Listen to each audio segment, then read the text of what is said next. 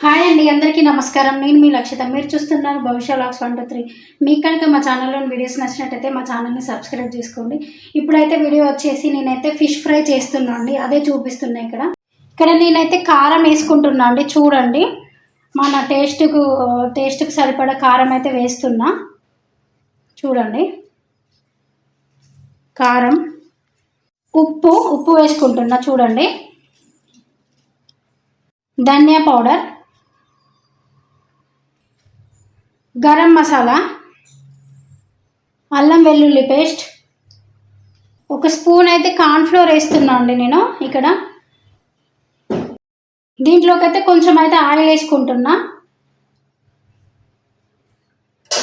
ఇవన్నీ మంచిగా కలుపుకోవాలండి. మంచిగా ఇక్కడ ఫిష్కి అయితే మంచిగా పట్టిస్తున్నా.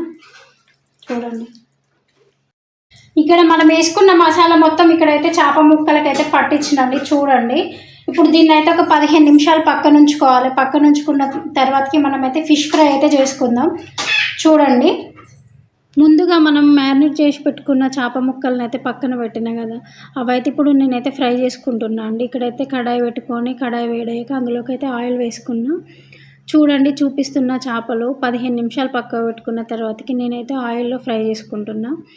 ఇక్కడైతే ఆయిల్లో వేసిన వెంటనే చేపలను అయితే తిప్పొద్దండి, అసలు వాటిని అయితే కదిలించొద్దు. 1 నిమిషం ఫ్రై అయ్యాకనే వాటిని అయితే తిప్పుకోవాలి. వెంటనే తిప్పినామనుకో చేపలు అయితే విరిగిపోతాయండి. చూడండి, ఇక్కడ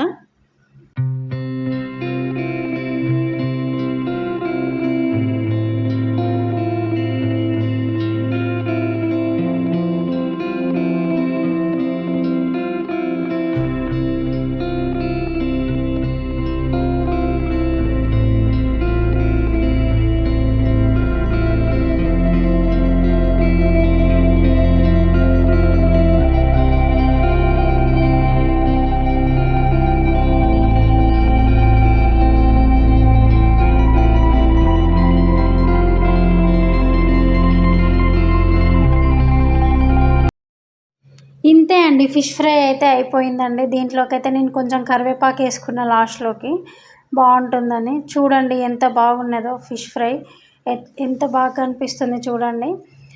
ఇలాంటి మరిన్ని వీడియోస్ కోసం అయితే మా ఛానల్ని అయితే సబ్స్క్రైబ్ చేసుకోండి. ఇదండి ఈరోజు రెసిపీ. మరొక రెసిపీతో మళ్ళీ కలుసుకుందాం. మళ్ళీ వస్తాం మీ ముందుకైతే.